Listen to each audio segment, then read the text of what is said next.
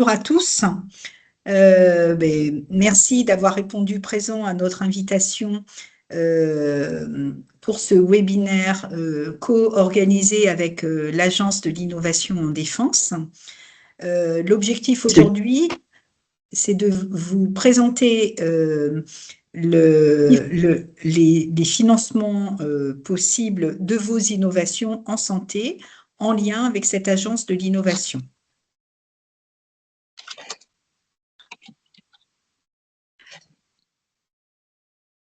Alors, rapidement, je vais pouvoir vous présenter Atlampol Biothérapie.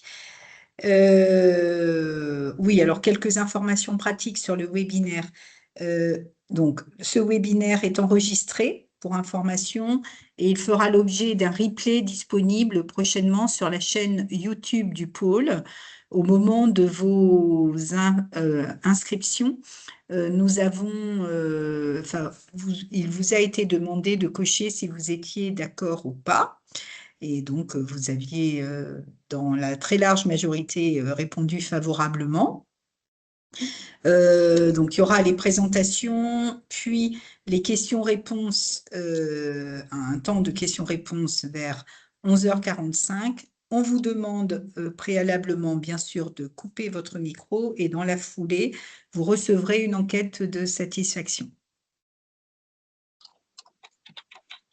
Très rapidement, Atlampol Biothérapie est un pôle de compétitivité implanté dans le Grand Ouest. C'est le pôle de la filière santé du Grand Ouest. Donc, nous sommes sur 3 régions, en Bretagne, Pays de Loire et Centre-Val de Loire. Et on s'appuie pour cela sur des relais qui s'affichent là, donc Biotech Santé Bretagne, Atlampol et la Technopole d'Orléans. Notre feuille de route repose sur 4 axes thématiques. La première, biothérapie, bioproduction, pharma. La deuxième, technologie médicale innovante, MedTech, autrement dit, plus connu sous le terme MedTech. Et ensuite, nous avons le numérique pour la santé et la prévention des maladies.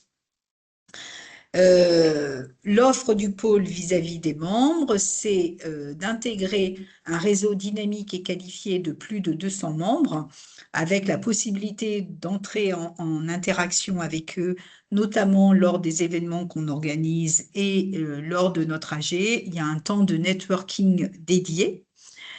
On accompagne, ça c'est notre cœur de métier, nos adhérents dans le montage de projets collaboratifs innovants, c'est-à-dire qu'on vous aide à constituer votre consortium quand c'est nécessaire. Et puis, bien sûr, l'équipe vous donne des conseils pour améliorer votre projet et on le fait labelliser par le comité de labellisation. On a aussi une action à l'international où on va en délégation avec des entreprises sur des salons. Par exemple, en juin, nous étions à Bayo, à San Diego, avec 12 entreprises, une délégation de 12 entreprises. Et bien sûr, chaque adhérent qui rejoint le pôle bénéficie d'une promotion de ses actualités à travers, on relaie vos informations à travers nos newsletters et nos réseaux sociaux. On facilite bien sûr la mise en relation avec des structures institutionnelles, c'est le cœur de métier d'un pôle de compétitivité, et puis on vous donne accès à des outils pour pouvoir faciliter votre action de tous les jours.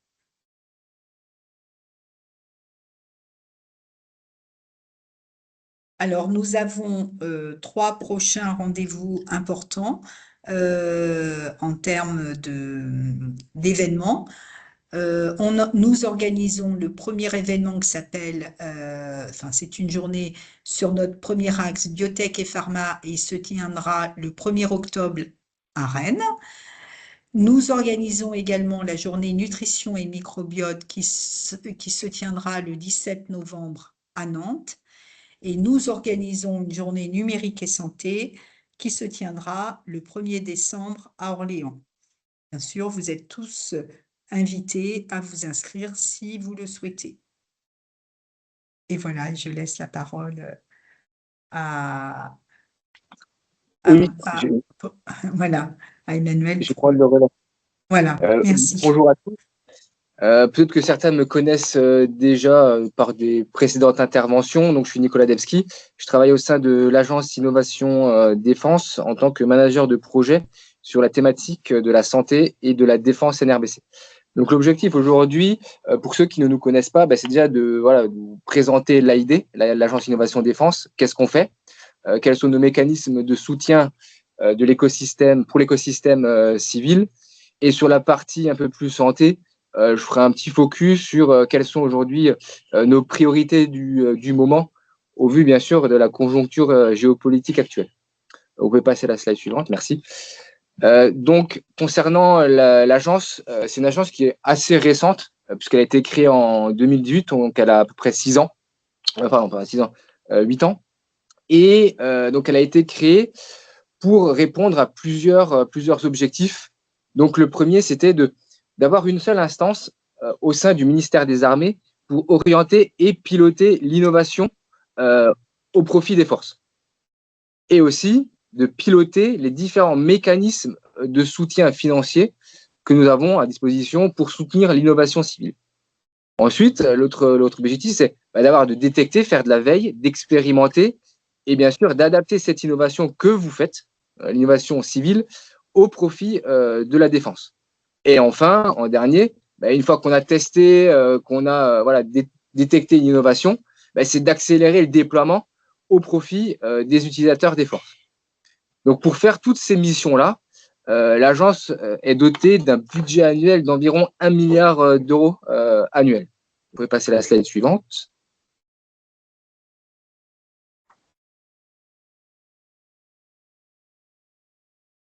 Slide suivante, s'il vous plaît.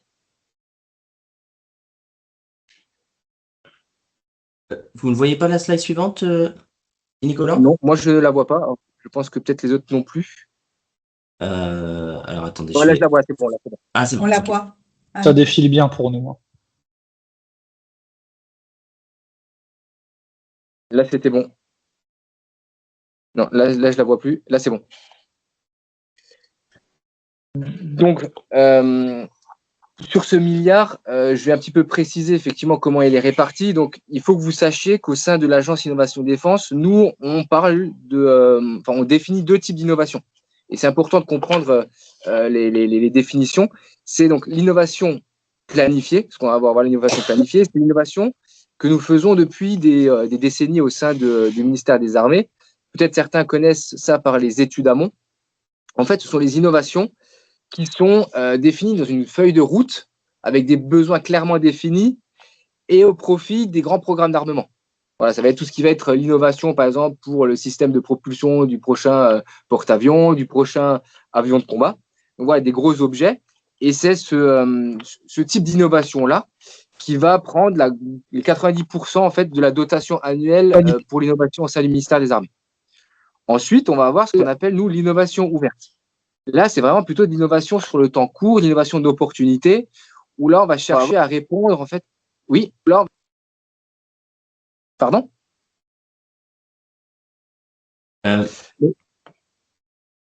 Vincent, Non, allez-y, c'est qu'il y avait eu un petit, un micro qui n'était pas coupé, donc vous pouvez continuer, Nicolas. Ah, d'accord. Donc, je disais, donc l'innovation ouverte, où là, c'est vraiment de l'innovation plutôt d'opportunité sur du temps court, on va répondre à des besoins qui n'ont pas été identifiés, à des irritants. Et donc, c'est là-dessus, on va avoir à peu près une dotation annuelle de 100 millions d'euros pour pouvoir faire ce type d'innovation-là. Donc, ce qu'il faut savoir, c'est que les deux ne sont pas imperméables.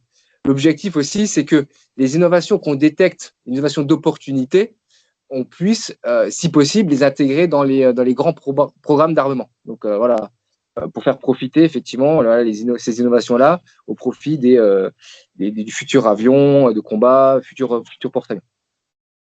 Vous pouvez passer la slide suivante. Voilà. Donc, en innovation, ce qu'on appelle ouverte, et c'est là où vous êtes, vous, la cible, les acteurs civils, on va avoir 8 thématiques prioritaires. C'est-à-dire qu'il y aura les drones, évidemment, avec ce qui se passe en Ukraine, tout ce qui va être lié à l'information, lié à l'humain augmenté, tout ce qui est en lien avec ce qu'on appelle, nous, le New Space. Donc, effectivement, c'est un nouvel espace sur lequel on a besoin d'être présent en termes de défense et aussi, effectivement, d'attaque. Et enfin, l'énergie, le cyber, la MCO et, bien entendu, la santé. La santé, aujourd'hui, c'est quelque chose de stratégique parce qu'en cas de conflit de haute intensité, il va falloir faire face, effectivement, à une quantité assez importante de blessés. Et donc, on va devoir faire face, en fait, à ce flux et à cette prise en charge. Donc, la santé, c'est extrêmement important pour le ministère des Armées. Donc là, maintenant, je vais faire un petit peu un focus sur la priorité en termes de santé. Donc, sur la slide suivante, s'il vous plaît. Donc, ce qu'il faut savoir, c'est qu'aujourd'hui, le prescripteur en termes de santé au sein du ministère, c'est le service de santé des armées. C'est lui qui a la gestion de la santé du militaire. Donc, surtout la santé, surtout du militaire blessé. Donc, la prise en charge du blessé. Donc, ce qu'il faut savoir, c'est que avec l'évolution géopolitique de ces dernières années, donc vous voyez la guerre en Ukraine, plus récemment au Moyen-Orient, aujourd'hui, la priorité vraiment pour le service de santé des armées, c'est la prise en charge du blessé de guerre. C'est la priorité numéro 1, et c'est pour ça que je vous fais part que de cette priorité-là, sachant que aujourd'hui, on focalise principalement nos efforts financiers et ressources humaines sur ces thématiques-là. Donc là, je vous ai un petit peu listé ce qu'on entend par prise en charge du blessé de guerre, pour que vous ayez effectivement une idée de qu'est-ce que nous on cherche sur cette thématique-là. Donc, il va y avoir, là, j'ai un petit peu découpé en sous-parties. Donc, la première, ça va être vraiment la prise en charge médicale. Aujourd'hui, on a besoin de faire face à un blessé grave, souvent polytraumatisé, choc hémorragique, trauma crânien, brûlure. Et la première des choses qu'on a besoin de faire, c'est de stabiliser ce blessé-là qui présente plusieurs pathologies. Donc aujourd'hui, on regarde un petit peu toute innovation qui nous permettent de stabiliser, de donner des heures supplémentaires à un blessé grave. Donc ça, c'est vraiment la première brique de la prise en charge du blessé. Ensuite, si on avance, on va voir tout ce qui va être diagnostic. Aujourd'hui, on a besoin d'avoir vraiment des diagnostics biologiques précoces, vraiment adaptés au terrain. Donc, quelque chose de plutôt low-tech, on va dire, facile d'utilisation. Parce qu'il faut savoir qu'en général, à ce niveau d'intervention, ce ne sera pas forcément un médecin. Ça sera peut-être quelqu'un qui aura une formation assez basique en médical. Donc voilà, il faut que ça soit vraiment quelque chose d'adapté à un contexte d'usage terrain. Et aussi tout ce qui va être transport et facilitation, transport d'échantillons biologiques. Puisqu'on va devoir faire des prélèvements et on va devoir les ramener en arrière pour pouvoir les analyser. Donc il faut qu'on faut qu'on soit efficace sur toute la chaîne du transport de l'échantillon. Donc, on regarde aussi un petit peu ce qui se fait sur ce type d'innovation-là. Ensuite, on arrive sur la partie triage. Donc, évidemment, là, quand on va avoir des blessés, il va falloir qu'on les trie. Donc, on regarde un petit peu tout ce qui va permettre de nous aider à trier des blessés. Donc, on voit qu'aujourd'hui, il y a l'arrivée un peu massive de tout ce qui est intelligence artificielle. Donc, ça, c'est des choses qu'on regarde. Comment l'intelligence artificielle peut nous aider sur ces aspects de triage. Tout ce qui va être téléassistance, puisque malheureusement, on est en RH contraint. Donc, on s'appuie beaucoup sur l'assistance à distance de spécialistes qui sont, par exemple, en métropole, alors que nous, on est sur le front. Et toute la partie aussi de communication. Parce que on est dans des contextes contraints en termes de débit. Donc, il faut qu'on puisse composer avec ces contraintes-là. Et donc, pour faire tout ce qui va être télémédecine, ce genre de choses-là, il faut pouvoir le faire dans des environnements contraints avec très peu de débit. Donc, ça demande effectivement des systèmes un peu spécifiques. Et donc là, effectivement, les innovations dans ce domaine-là nous intéressent également. Donc, quand on parle ensuite aussi de gestion des flux, arrivée massif de blessés, donc là, on rejoint un petit peu aussi le triage. Comment on gère ces flux-là. Donc, l'IA, je sais qu'on peut s'appuyer là-dessus pour faire ce genre de choses. Et tout ce qui est transport du blessé. Je pense que certains d'entre vous ont peut-être vu des rétex qui ont été publiés sur l'Ukraine. L'utilisation de drones, de robots. ce sont des choses sur lesquelles voilà, on regarde un petit peu de près voilà, ce genre de cas d'usage. Ensuite, voilà, si on continue d'avancer un petit peu plus loin, voilà, les blessés, on a pu les évacuer, les trier, on va arriver sur la phase de ce qu'on appelle, nous, reconstruction et retour au combat. Donc là, on est vraiment dans l'acte plutôt sur la partie chirurgie, tout ce qui va permettre d'améliorer la reconstruction du blessé, tissulaire, osseuse, nerveuse, cutanée. On a des grands brûlés, donc ce qu'on appelle grands brûlés, donc il y a une grosse surface de peau à reconstituer. On va souvent avoir des blessés, quand ils se sont pris des balles, des blasts, on va avoir des bouts de jambes arrachés, avec des fracas osseux, il manque une grosse partie osseuse. Il va falloir reconstruire tout ça, donc que ce soit tissulaire ou autre. Donc aujourd'hui, on regarde vraiment sur les innovations qui traitent de ces sujets-là. Aussi, tout ce qui est lié à la prévention et complications liées aux blessures de guerre. Donc, on comprend vite, quand il y a chirurgie, il y a complications post-opératoires, surinfection, liées à l'acte en tant que tel, mais aussi liées au contexte dans lequel on réalise les actes. Parce que là, il faut que vous sachiez que ces actes-là ne sont pas forcément réalisés dans un bloc opératoire stérile. C'est souvent réalisé sur le champ de bataille où c'est voilà, potentiellement contaminé par des germes ou autres. Et donc, s'il y a des innovations qui permettent d'éviter ce risque de surinfection lors des opérations de chirurgie, voilà, ce sont des choses qui nous intéressent. Et enfin, tout ce qui va être réhabilitation psychique, parce que j'ai beaucoup parlé de l'aspect physique, mais il y a aussi l'aspect psychique. Voilà, un des aspects psychiques, voilà, pour pas cacher le mystère, ça va être tout ce qui va être risque de stress post-traumatique. On le sait, les militaires sont soumis à des environnements qui, statistiquement, ont un risque plus important de déclencher des stress post-traumatiques. Donc, voilà, toute la phase de détection précoce, mais aussi traitement. Voilà, on regarde un petit peu tout ce qui se fait en termes d'innovation sur ce domaine-là. Après, on va avoir tout ce qui traite de la donnée de santé. Donc, la donnée de santé, c'est important parce qu'aujourd'hui, le monitoring, sur le parti civil, on voit qu'aujourd'hui, tout le monde utilise du monitoring, que ce soit pour le loisir, pour le sportif. On voit que c'est quelque chose qui commence à se répandre de façon très importante, et même dans le domaine médical. On voit bien qu'aujourd'hui, même dans les hôpitaux, il y a beaucoup plus de suivi avec des capteurs, des différents paramètres physiologiques. Donc voilà, ça c'est quelque chose qu'on regarde, et derrière, forcément, ça va générer de la donnée. La question, c'est voilà, comment on traite la donnée, voilà, comment on la gère. Il va y avoir donc tout ce que je disais, la partie télémédecine, téléchirurgie, pareil, effectivement, la donnée qui transite, voilà, c'est des choses qui sont importantes et qu'il faut qu'on garde. Donc la partie communication, j'en ai déjà parlé, et aussi le jumeau numérique. Aujourd'hui, on s'intéresse beaucoup au jumeau numérique du blessé de guerre. C'est-à-dire, voilà, comprendre, j'ai un jumeau avec voilà, des pathologies de guerre. L'idée, c'est que derrière, quand il y a quelqu'un qui va venir avec une innovation pour un cas d'usage, c'est d'utiliser ce jumeau numérique pour pouvoir effectivement évaluer l'efficacité de tel ou tel traitement sur les pathologies spécifiques aux blessés de guerre. Et enfin, il va y avoir tout ce qui est lié aux outils de simulation pour la préparation des soignants. Aujourd'hui, on voit bien qu'on s'oriente beaucoup plus sur ces aspects-là, parce que voilà, la formation sur des cadavres, pardon du terme, ça devient de plus en plus compliqué pour des questions éthiques. Donc, les outils de simulation sont quelque chose qui sont beaucoup plus faciles à mettre en œuvre, qui peut permettre effectivement d'inclure plusieurs personnes et qui ont aussi peut-être des coûts plus modérés.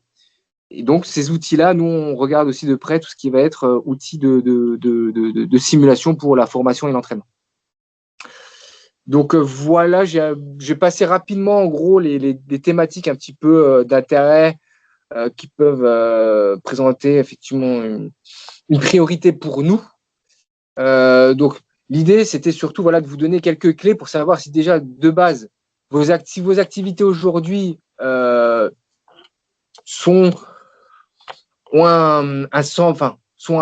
vous semblez que vous êtes sur cette même thématique-là, ou voilà, si par dérivé des cas d'usage, vous estimez qu'il y a un potentiel intérêt pour nous. Voilà. C'est surtout pour un peu vous ouvrir l'esprit par rapport à ça. Donc, slide suivante, s'il vous plaît.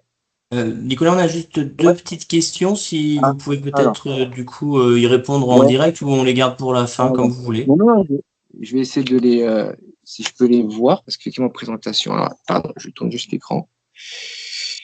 Alors, les questions, où c'est que je les vois? Je peux vous les lire si vous, enfin, comme vous voulez. Non, je vais.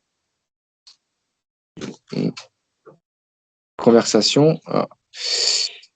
Alors, les intoxications, par exemple, par armes chimiques font-elles partie des propriétés de l'AID en matière d'innovation ouverte? Alors, oui, parce qu'effectivement, on a, nous, des projets sur les contre-mesures médicales. Après, ce qui est important de savoir, c'est que malheureusement, ces contre-mesures médicales. Enfin, le NRBC, c'est un marché de niche. Et c'est souvent très compliqué pour les sociétés d'aller sur un marché défense, exclusivement défense, où en fait le seul client ça va être l'armée. Les armées des différents pays, parce que voilà, en général, on n'est pas les seuls à être confrontés à la même menace. Donc les clients, ce sont potentiellement les gens Europe, enfin les gens de l'OTAN. Sauf que malheureusement, les commandes, ça va être au fil des aléas politiques et c'est très compliqué. Donc, nous, on regarde, on aimerait que le civil porte des contre-mesures médicales, mais malheureusement, c'est pas le cas. Donc, c'est nous qui devons porter intégralement et donc on a des choix. C'est pour ça qu'on n'a pas forcément beaucoup de projets là-dessus parce que voilà, il faut soutenir financièrement. Mais on regarde de près tout ce qui est lié aux intoxications, aux armes chimiques. La deuxième question, on parle de besoins pour les soldats et les lignes de front, mais les besoins concernant aussi la population civile, QI des préventions des attaques chimiques, bactérieuses et virales. Là, c'est pareil.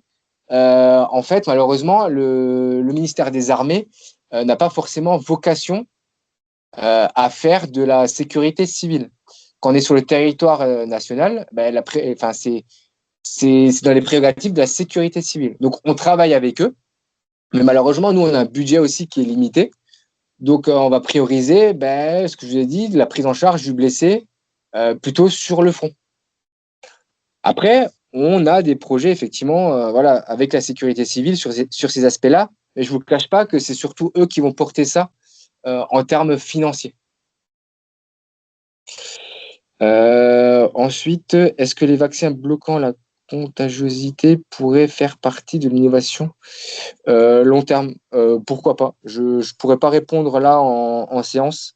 Après, effectivement, c'est à voir au cas par cas avec les représentants du service santé des armées pour voir s'il y a un intérêt ou non. Donc voilà, j'en parlerai tout à l'heure, mais si vous estimez que vous avez effectivement une idée qui pourrait nous intéresser, venez nous voir. Donc là, on va continuer la présentation et je vais parler de comment justement venir nous solliciter. Donc, pour venir nous solliciter, il y a deux grands moyens. Le premier, c'est de répondre aux appels à projets qu'on a. Donc souvent, on va les diffuser sur notre site de l'agence. Donc là, j'ai remis l'adresse internet. Donc, je vous invite en fait à faire régulièrement un petit peu de veille là-dessus, sachant que nous maintenant, on va dès qu'il y a un appel à projet, enfin peu importe la thématique, santé ou autre, on la diffuse au sein des pôles de compétitivité, parce qu'en fait, eux, ce sont aussi surtout nos bras pour toucher en fait l'écosystème civil. Donc aujourd'hui, on le diffuse sur nos réseaux, mais aussi au sein des pôles de compétitivité. Slide suivante. Et enfin, voilà, en l'absence d'appel à projet, moi, je vous invite très fortement en fait, à venir contacter notre guichet unique. On a justement mis en place à la création de l'agence un guichet qui permet de centraliser l'intégralité effectivement des demandes qui sont reçues au sein de l'agence pour ensuite pouvoir aiguiller le dossier vers le bon interlocuteur. Si c'est santé, ça sera moi. Si c'est nos thématiques, ça sera un collègue. Donc, je vous invite fortement, si vous sentez que vous avez une innovation qui peut nous intéresser, ou même si vous n'y voyez pas forcément d'intérêt, mais on peut en trouver un, je vous invite à déposer un dossier sur notre guichet. Donc, ça se fait en 3 étapes. Il va y avoir la première étape, ça va être le référencement, suivi en fait d'une présentation assez succincte de votre projet, en quoi il consiste, quel niveau de TRL vous êtes, quel est votre marché visé. Et ensuite, vous prenez un rendez-vous en général d'une 30aine de minutes sur lequel on échange avec vous en présence des personnes qui sont justement les mieux disposés à juger de la pertinence de votre projet. Donc, il y aura moi-même pour l'AID sur la partie santé, mais il y aura aussi des représentants du service de santé des armées si ça concerne la santé. D'autres sujets, bon, voilà, ils fonctionnent différemment. Mais voilà, l'idée, c'est qu'à l'issue de ces 30 minutes, on puisse vous dire, il y a un intérêt défense ou il n'y a pas d'intérêt défense. Voilà. On peut passer à la slide suivante. Et donc, ça rebondit sur si intérêt défense, quelle est la suite? Donc là, en fonction de la nature du projet que vous allez déposer, on va avoir plusieurs mécanismes de soutien. Donc là, je les ai représentés sur un petit graphique pour que vous ayez une vision un peu plus visuelle. On voit bien qu'en fait, en fonction du niveau de TRL, on va avoir plutôt un dispositif qui va être plus adapté qu'un autre. Donc, si on parle des TRL les plus bas, vous pouvez passer à la slide suivante, s'il vous plaît. On va avoir ce qu'on appelle les thèses. Donc, je ne pense pas que les industriels, pas vous la cible prioritaire, mais je préfère quand même en parler parce que certains des thèses sont en lien avec les académies. J'ai un écho, je ne sais pas si quelqu'un a ouvert son micro. Oui, je suis en train de trouver.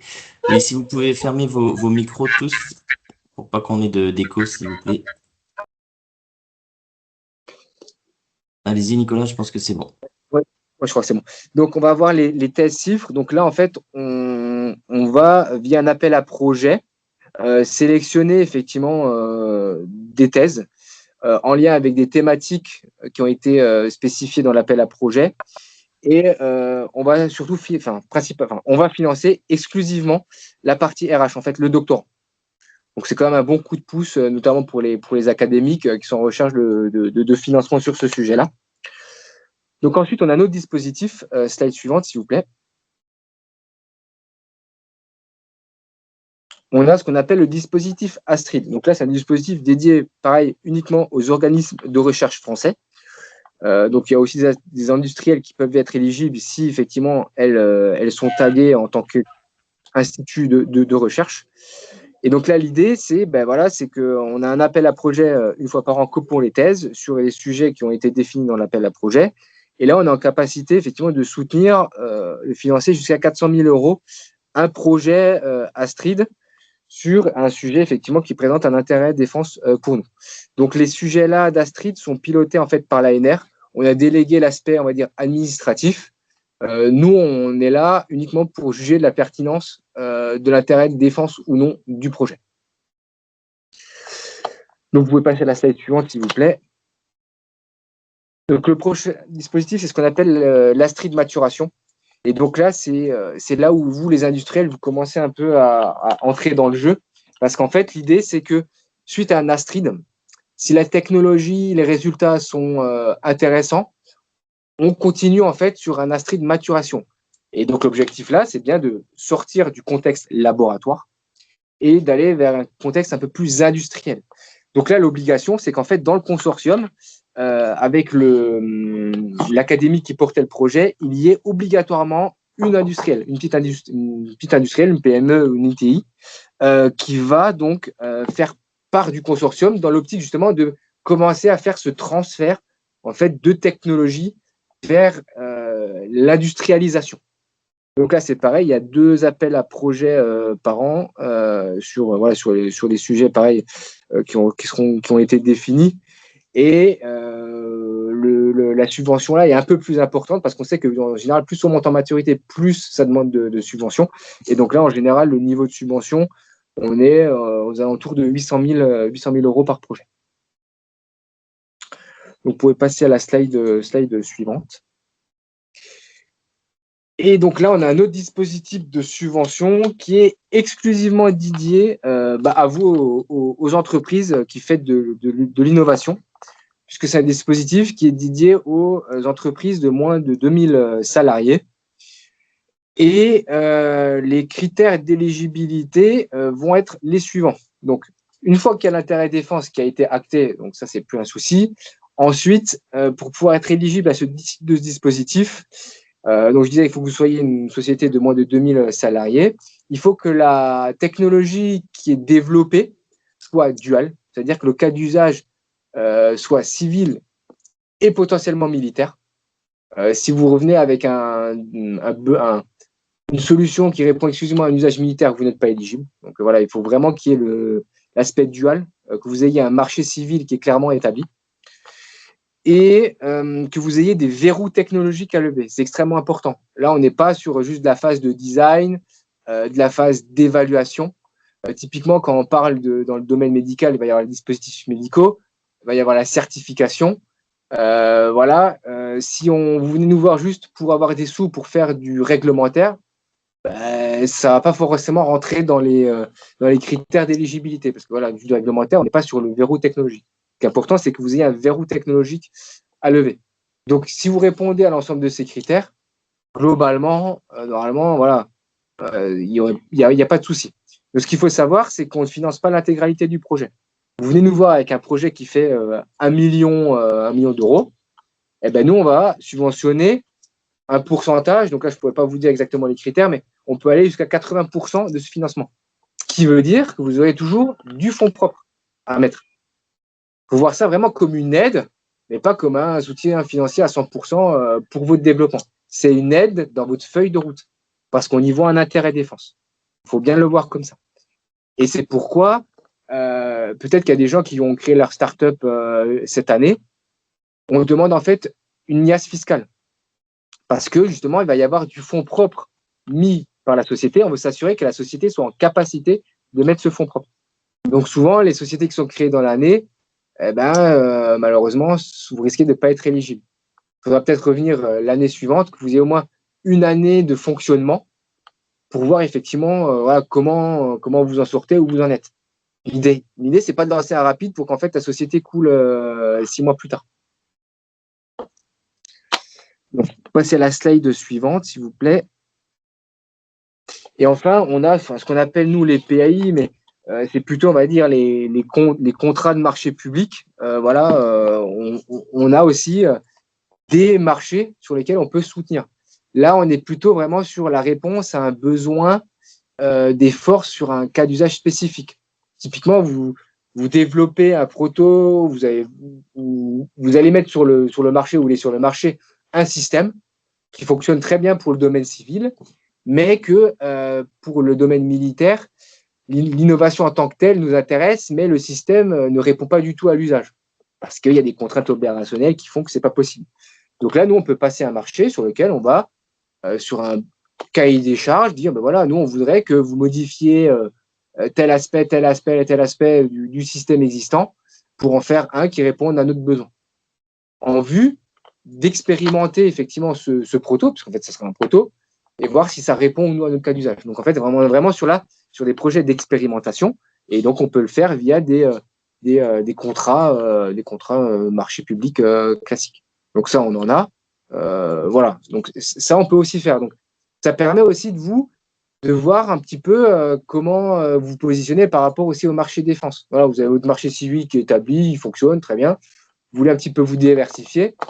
Le marché, nous, on y trouve un intérêt. On peut faire effectivement un contrat comme ça, gagnant-gagnant, pour un peu tâter le terrain, c'est-à-dire vous voir comment vous positionnez sur le domaine défense et nous voir comment en fait on peut appréhender votre innovation. Donc voilà pour ça. Ça, c'est des choses qui se font au fil de l'eau. Donc il n'y a pas forcément d'appel à projet une fois par an comme les autres subventions. Bon, là, c'est vraiment on monte des projets au fil de l'eau. Donc moi, j'ai fini pour ma présentation. Donc j'espère avoir été assez clair dans mes propos.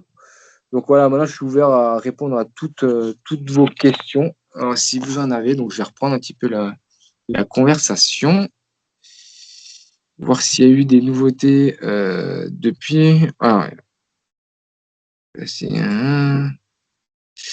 le vaccin. Alors, et une dernière question là. Y a-t-il une définition de l'échelle TRL propre au développement des innovations en santé présentant un intérêt pour l'armée, ou doit-elle utiliser l'échelle TRL définie par l'ensemble des projets européens? Non, en fait, quand on utilise le TRL, c'est les TRL classiquement définis dans la littérature, maturité, c'est-à-dire j'ai quelque chose qui fonctionne au niveau laboratoire, je suis à TRL, je suis à TRL 1, 2, 3. J'ai quelque chose qui commence à fonctionner plutôt dans un environnement un peu plus opérationnel, je suis à tel TRL. Voilà, on se base vraiment sur les TRL classiquement définis par l'industrie. Voilà, on n'a pas des TRL propres à nous. Alors, dans un projet impliquant des sous-traitants, doit-on privilégier des sous-traitants français?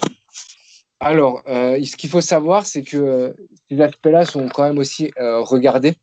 Alors, sur les contrats, vous avez obligation de déclarer les sous-traitants avec qui vous travaillez.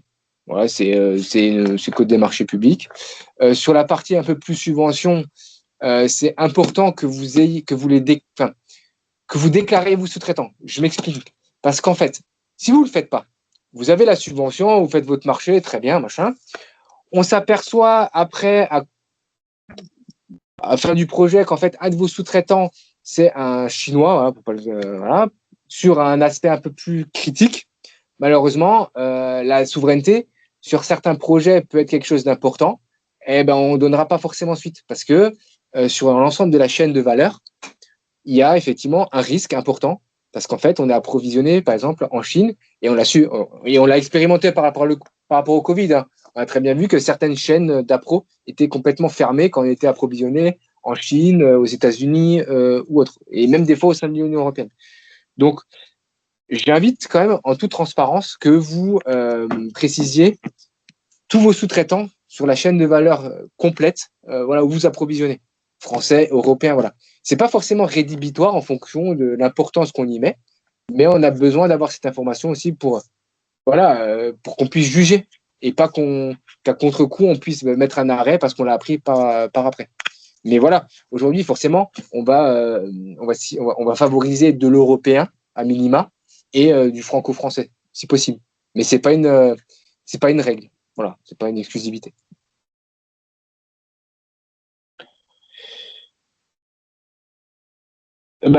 C'est mieux. C'est mieux qu'il soit identifié avant le dépôt du projet. Pour les projets académiques, existe-t-il d'autres dispositifs que vous n'avez pas cités? Moi, à ma connaissance, non. Aujourd'hui, les seuls dispositifs qu'on a de soutien qui ont été identifiés pour les académiques, ça va être les thèses, les astrides et les astrides maturation. Après, les autres dispositifs, ça sera des dispositifs qui sont plutôt pilotés par le domaine civil, France 2030 et autres. Mais au sein de l'AID, on n'a que ces trois dispositifs pour les académiques et le dispositif rapide pour les industriels. Après, rien ne nous empêche, nous, de faire un contrat avec un académique, hein, je sais pas, avec la PHP ou autre, on peut faire des contrats de marché public. Hein. Ça, c'est pas un souci. Mais en termes de subvention, on n'a que ce que je vous ai présenté aujourd'hui.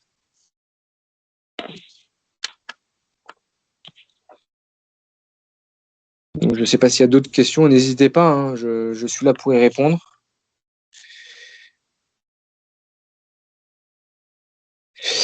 Alors, dans un projet rapide, souvent ce qu'on fait aujourd'hui, c'est quand on parle d'expérimentation d'un projet rapide, c'est le gros du projet va être dédié au développement donc de la techno, mais en général, à l'issue d'un rapide, souvent on a un proto. Et l'idée, c'est qu'ensuite, dès le lancement du projet, enfin la construction du projet, on a identifié une entité qui soit en capacité d'expérimenter le rapide si, à l'issue du développement, voilà, tous les voyants sont ouverts. Si en fait on voit que les tests réalisés au préalable sont pas bons, on va pas y aller. Mais si tout a déjà été dérisqué au courant du développement au titre du rapide, l'idée c'est bien d'expérimenter avec des forces le proto issu du dispositif. Au projet rapide, je peux faire intervenir un partenaire rapide. Oui, tout à fait. Ce qu'il faut savoir, c'est que il faut que le porteur de projet soit un industriel, c'est-à-dire que à minima 50% du développement soit réalisé par un industriel. Ensuite, il n'y a pas de souci dans le consortium d'intégrer un académique, je sais pas, l'école des mines Tartampion, un académique, il y a aucun souci, on a des projets où il y a des académiques dedans. Et c'est même, je trouve que c'est même bien vu dans le sens où rajoute aussi effectivement de la crédibilité, c'est-à-dire que vous êtes un industriel, vous travaillez sur une thématique santé, très bien, mais le fait de s'associer avec un expert, on va dire plutôt académique sur cette thématique-là, ça rajoute de la crédibilité aussi au projet.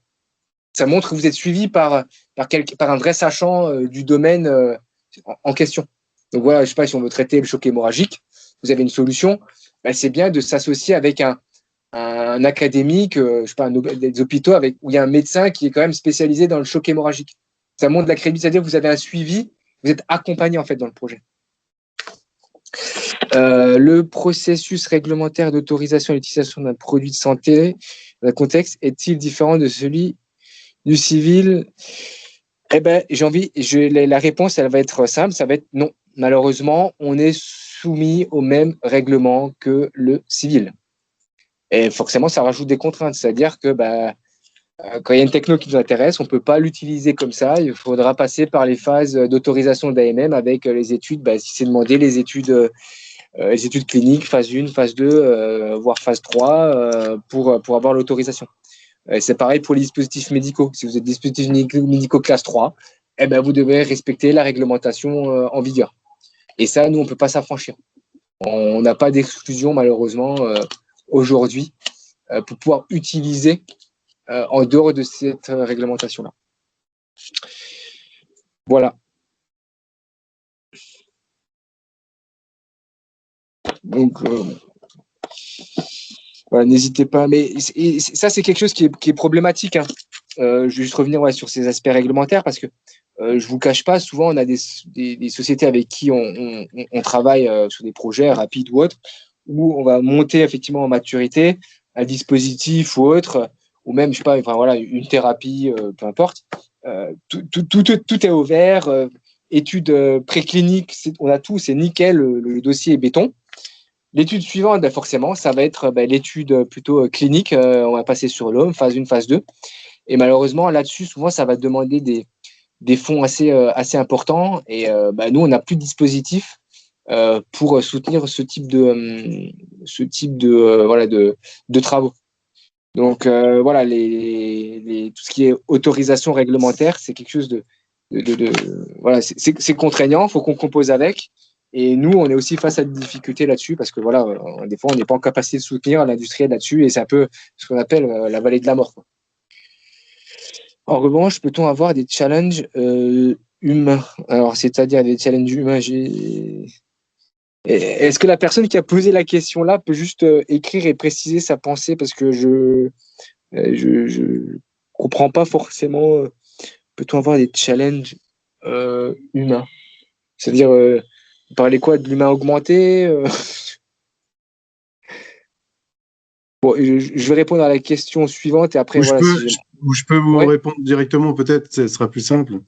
En fait, il s'agit de challenge humain, ça veut dire des études de safety ou d'efficacité directement chez l'homme, en fait, à partir d'un certain niveau de clinique, on va dire. Ça s'adresse, c'est pratiqué par exemple en Belgique ou en UK. C'est pas pratiqué, c'est pas autorisé en France, mais pour des cas, par exemple, où il n'y a rien. C'est un peu comme ça permet justement d'accélérer les process d'enregistrement. Nous, on n'ira jamais à l'encontre de l'ANSM. Donc en fait, en gros, là, c'est du lobbying à faire auprès de l'ANSM, de dire, les pays autres le font. Pourquoi nous, on ne le ferait pas? Nous, en fait, c'est simple, on ne fera pas plus que ce que nous autorise l'ANSM. Donc en fait, on va... Et là, des fois, on est confronté à des revirements de situation où il y avait une stratégie qui avait été établie et finalement, on nous demande une étude clinique, alors que ce n'était pas forcément établi dès le départ. En fait, on ne peut pas faire autrement. On est soumis, en fait, même sur nos projets internes. Hein. C'est-à-dire que nous, SSA, on a des propres projets, on développe des choses en interne. On est soumis à la NSM comme n'importe quelle société qui ferait son... Voilà. Donc là-dessus, non, on ne peut pas. Okay. On ne peut pas, malheureusement. Bon, l'armée pourrait faire du lobbying aussi, je pense.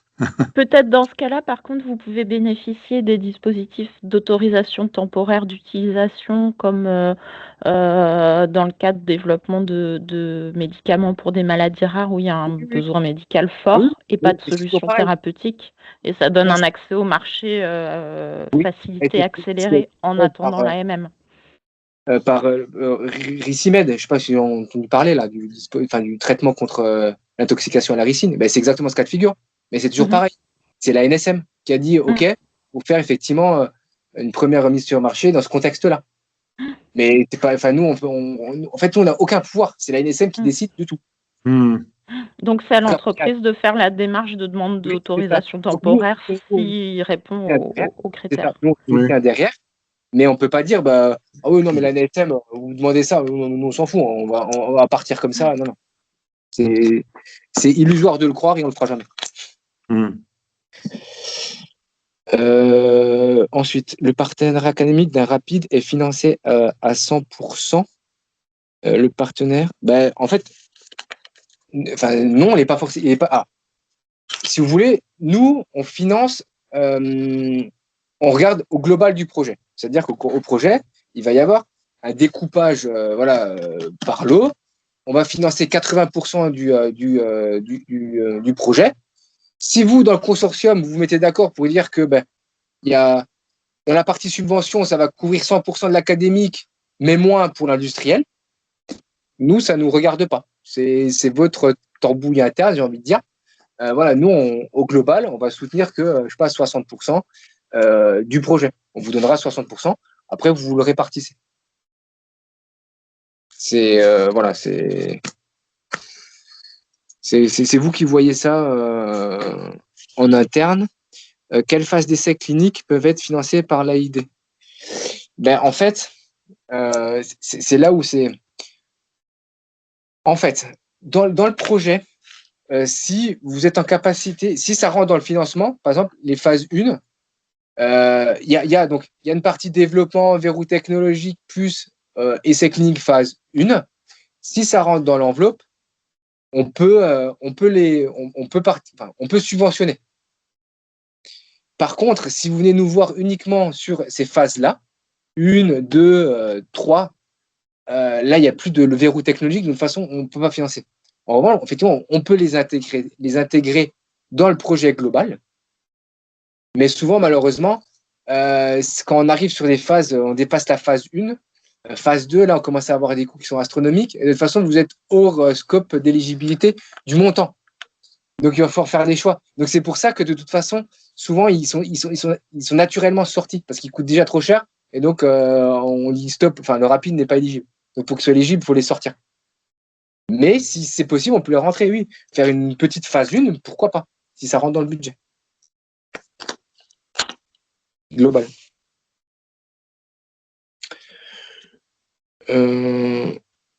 Donc voilà, je pense que j'ai pas raté de questions. Donc si vous en avez encore d'autres, voilà, je suis à dispo jusqu'à.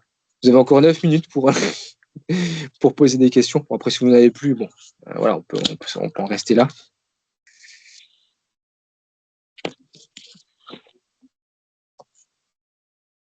Bon, voilà, je vais quand même, je repasse le message.